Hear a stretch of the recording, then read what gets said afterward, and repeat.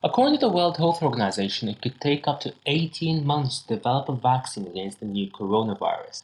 That's a really, really long time. I don't think I can last that long, can you? But these numbers have been corroborated by scientists and public health officials in many countries. So why do vaccines take so long to develop despite the unprecedented global effort and resources being devoted to putting an end to the current crisis? Stay tuned to find out why vaccines take so long to develop, and make sure you hit that subscribe button right now to keep tabs on all the great medical content I publish on my YouTube channel each and every week.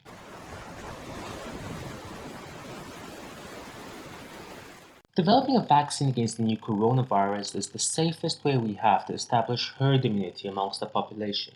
But what exactly is herd immunity? Herd immunity is what happens when enough people in a population become immune to a disease.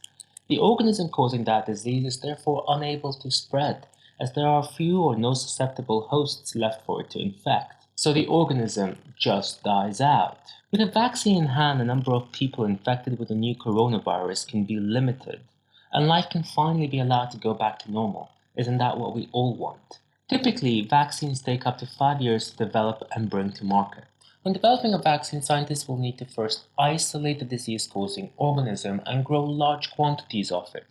A suitable animal model is then selected and the organism is introduced into that animal model. It is only then that scientists can begin to develop vaccine candidates for testing. This testing process is typically multi-phased and can potentially be littered with hurdles, and is basically what takes the greatest chunk of any research team's time. This is because the testing process is deliberately designed to be slow. The objective isn't to produce just any vaccine, but to produce a vaccine that is 1. Safe for humans, 2.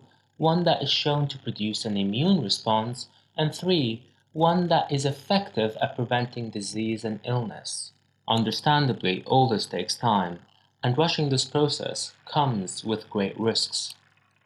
In the past, vaccine candidates against the coronavirus causing SARS were found to cause a condition known as antibody-enhanced disease. This is a condition where the antibody doesn't actually prevent infection, but in fact causes a more severe form of disease mediated by the antibodies that were formed in response to the vaccination process. It is therefore essential that the testing process be performed over a responsible timeframe to avoid us ending up with a vaccine that proves to be ineffective, or worse, one with unintended side effects. This could be a serious setback to vaccination efforts in communities already questioning the safety and the effectiveness of vaccines. Once testing is complete, the vaccine will typically need to be approved by the various regulatory agencies before it can go into mass production and distribution. In the UK, researchers at Oxford University's Jenner Institute are in the race to develop a coronavirus vaccine. They were given a significant head start as technology they developed last year proved safe, thus obviating the need for phase 1 trials. So the technology used by the Oxford team involves modifying a different virus, an adenovirus, twice over. The first time to neutralize any harmful effects the adenovirus may have on humans, and the second time to make it mimic or look more like the coronavirus. So the Oxford team plan to trial their vaccine on 550 healthy volunteers and another control group of the same size. The volunteers will then need to return a second time to give blood samples to see who has been infected by the coronavirus and discern whether the vaccine has really been effective at preventing infection and disease. In an unusual move, British regulators have allowed the Oxford team to stage combined phase 2 and phase 3 trials to speed up the testing process. But there still lie some unique challenges ahead. The number of new cases continue to fall in the UK every day due to stringent social distancing and lockdown measures. Should the number of new cases fall too much, any significant difference between the treatment and the control groups may be reduced to the point where the Oxford scientists may no longer be able to statistically prove that their vaccine is effective at preventing infection. The truth is that vaccines are best tested out in the midst of a pandemic where new cases emerge every day. Moreover, there remains the risk that once a vaccine is developed, the coronavirus may simply mutate, and that variant strains may emerge in different parts of the world, thus requiring different vaccines. It is still unclear just how many vaccines will be required.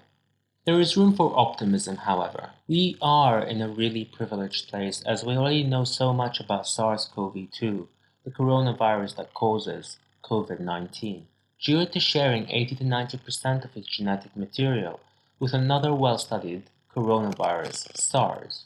This, combined with our ever-increasing capacity for mass production and regulators' willingness to work with research teams and scientists, should allow the testing process to be sped up. What we are yet to see is just how fast we can turn out a vaccine, all while ensuring that testing is performed over a responsible time frame. If you enjoyed this video, then don't forget to hit that like button. If you really loved it, then you can subscribe to the channel to keep tabs on all the great medical content I publish each and every week. If you thought this video was terrible, then there really isn't much I can do about that. What I can do is I can promise you that my videos will only get better in the future, so you should hit that subscribe button and join me on this journey and see just how far I get, I suppose. In any case, you will find some great resources below so you can do some further reading if that's what you want to do. Until next week then.